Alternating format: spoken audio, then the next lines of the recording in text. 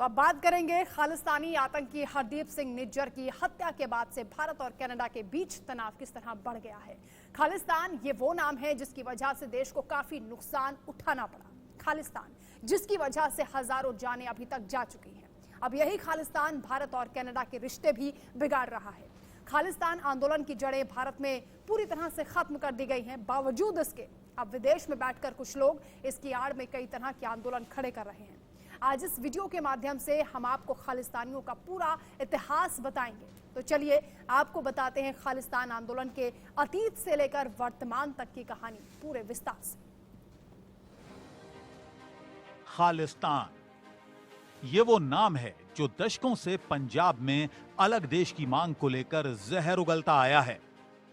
खालिस्तान जिसकी वजह से हजारों जानें गईं और देश को अपना एक प्रधानमंत्री भी खोना पड़ा। अब यही खालिस्तान भारत और कनाडा के रिश्ते बिगाड़ने में लगा है। दरअसल कनाडा के प्रधानमंत्री जस्टिन ट्रूडो ने कनाडा की संसद में इल्जाम लगाया कि खालिस्तानी आतंकी हरदीप सिंह निज्जर की हत्या में भारत का हाथ हो सकता है। इतना ही नहीं, जस्टिन ट्रूडो ने भारत के एक सीनियर डिप्लोमेट को भी हटा दिया। इस घटना के बाद दोनों देशों के संबंध काफी खराब हो गए। हालांकि ये पहली बार नहीं है कि खालिस्तान और उसकी विचारधारा को कनाडा में समर्थन दिया गया हो। इससे पहले भी 1980 के दशक में जस्टिन ट्रूडो के पिता पियर ट्रूडो जब पीएम थे तब उनका खालिस्तान प्रेम दिखा था। साल 1984 में जब इंदिरा गांधी ने पियर ट्रूडो से खालिस्तानी आतंकी तलविंदर सिंह परमार के प्रत्यर्पण की मांग की थी, तब पियर ट्रूडो की सरकार ने प्रत्यर्पण से इनकार कर दिया था। इसके ठीक एक साल बाद 23 जून 1985 को खालिस्तानी आतंकियों ने एयर इंडिया के विमान को ब्लास्ट कर उड़ा दिया था, जिसमें 329 लोगों की मौत हो गई थी। जिस वक्त यह हमला हुआ था तब तलविंदर परमार खालिस्तानी आतंकी संगठन बब्बर खालसा का प्रमुख था। वही इस हमले का मास्टरमाइंड भी था। अब जस्टिन ट्रूडो कनाडा के प्रधानमंत्री हैं, जिन्होंने खालिस्तान के मुद्दे पर भारत पर आरोप लगाया। ऐसे में यह समझना जरूरी है कि खालिस्तान का इतिहास आखिर क्या है, खालिस्तान बनाने की मांग क्यों उठाई जाती है, खालिस्तान आंदोलन की वजह से देश को क्या नुकसान हुआ, वर्तमान में खालिस्तानी आतंकी संगठनों को कौन सपोर्ट कर रहा है। दरअसल गुरु गोविंद सिंह ने सन 1699 में सिखों के लिए खालसा पंथ की स्थापना की थी। खालिस्तान भी इसी खालसा से बना है, जिसका मतलब है खालसाओं का राज। पंजाब को एक अलग देश खालिस्तान बनाने की मांग का इतिहास आजादी से पहले का है, जिसके बीज अंग्रेजों ने बोए थे। आजादी से पहले 1929 के लाहौर अधिवेशन में कांग्रेस ने पूर्ण स्वराज्य की मांग का प्रस्ताव रखा। इस प्रस्ताव का विरोध पंजाब में सिखों के बड़े नेता मास्टर तारा सिंह ने किया। तारा सिंह ने अलग से सिखों की हिस्सेदारी की मांग की और पंजाब में अकाली आंदोलन की नींव रखी। ऐसा माना जाता है कि मास्टर तारा सिंह ही खालिस्तान आंदोलन के अगुवा थे। आजादी के बाद पंजाब दो भागों में बांट दिया गया। कई प्रमुख गुरुद्वारे पाकिस्तान शासित पंजाब में चले गए।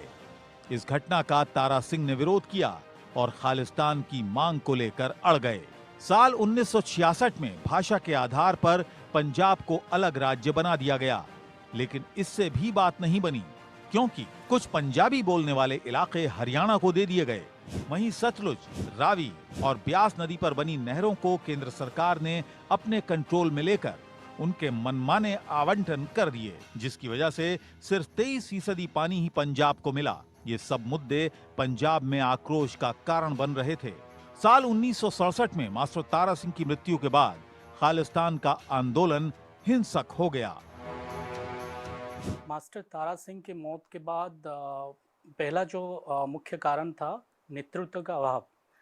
उनके निधन के बाद जो खालिस्तानी मूवमेंट को नेतृत्व देने वाले लोग नहीं रहे, इसलिए बहुत सारे गुट बन गए और वो गुट अपने अपने जो स्वार्थ के हिसाब से काम करने लगे।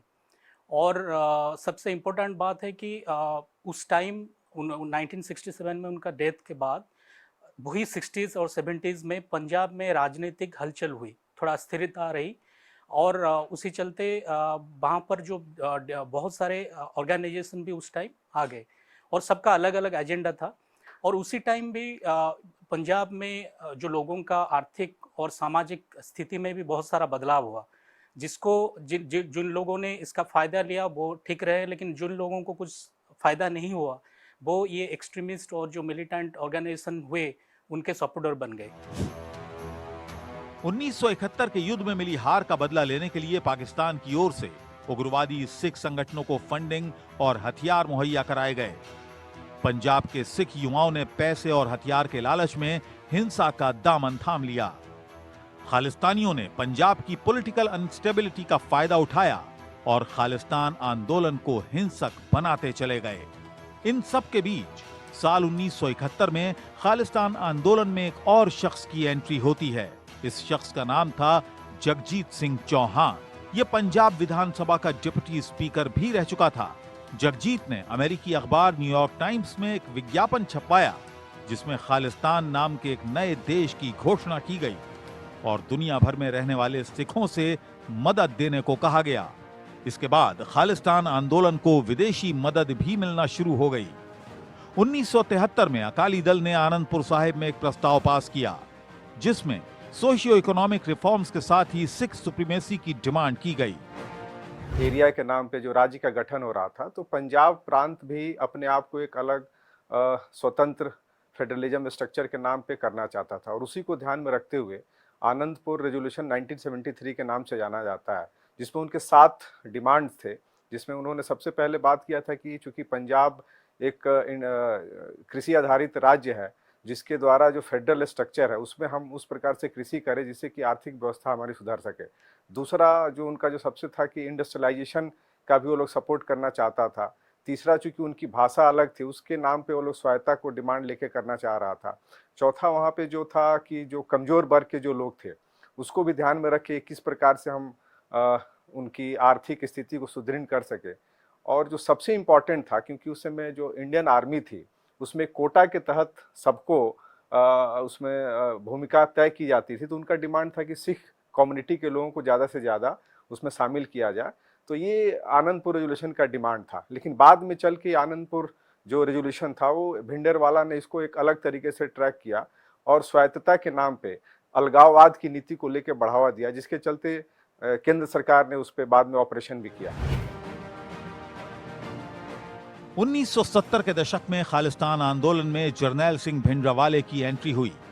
शुरुआती दिनों में भिंडरावाले ने आनंदपुर साहिब रिजोल्यूशन की मांग को पूरा करने के लिए आंदोलन का सहारा लिया, लेकिन साल 1980 के बाद भिंडरावाले ने हिंसा का दामन थाम लिया। उसने अमृतसर के पवित्र स्वर्ण मंदिर को अपना ठिकाना बना लिया। पंजाब में खालिस्तान आंदोलन के विरोध में बोलने वाले लोगों को भिंडरावाले और उनके समर्थक मौत के घाट उतार रहे थे। इस दौरान पूरे राज्य में लॉ एंड ऑर्डर ध्वस्त हो गया था। साल 1983 में जालंधर के डीआईजी एएस अटवाल को स्वर्ण मंदिर की सीढ़ी पर गोलियों से भून दिया गया, जिसके बाद तत्कालीन प्रधानमंत्री इंदिरा गांधी ने ऑपरेशन ब्लू स्टार शुरू करने का आदेश दिया।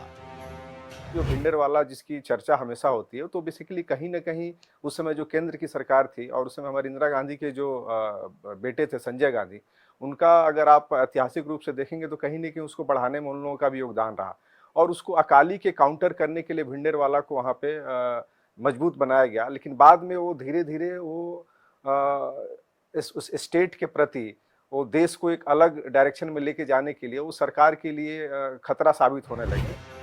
ऑपरेशन ब्लू स्टार के दौरान जनरल सिंह भिंडरावाला मारा गया, लेकिन इस ऑपरेशन के बाद पंजाब में बब्बर खालसा और अन्य आतंकी संगठन सक्रिय हो गए।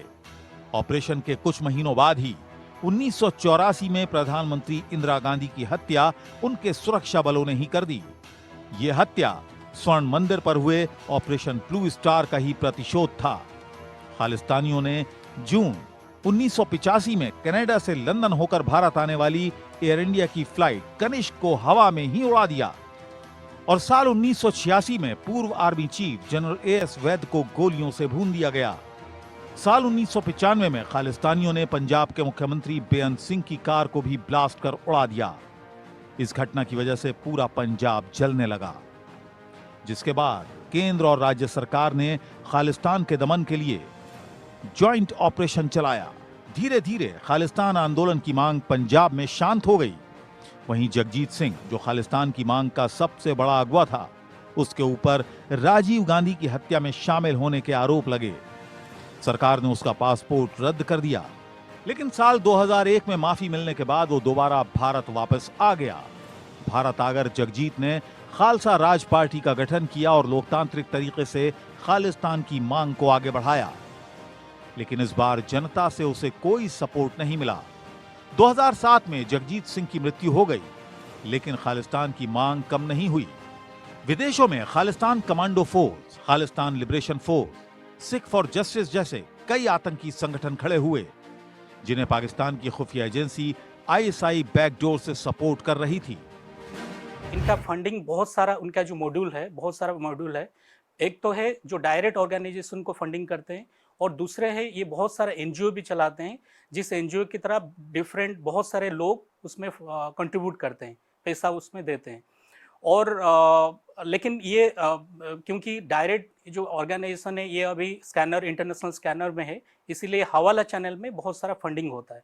लेकिन इसके जो मेजर फंडिंग जो कंट्रीब्यूटर है वो सिख के जो डायस्पोरा है, जो खालिस्तानी कॉज के प्रति सिंपैथी रखते हैं, वो इसको फंडिंग करते हैं।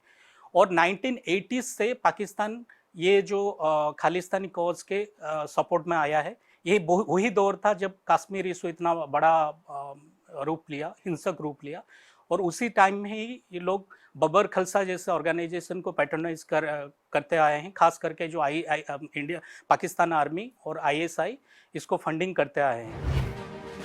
खालिस्तान की मांग को लेकर आज भी कनाडा जैसे देशों में सिख फॉर जस्टिस और बब्बर खालसा जैसे आतंकी संगठन एक्टिव हैं। इन संगठनों को वहां की सरकारें भी सपोर्ट करती हैं। ऐसे में देश के टुकड़े करने की खालिस्तानी सोच को अब एक विशेष रणनीति के तहत कुचलने की जरूरत है।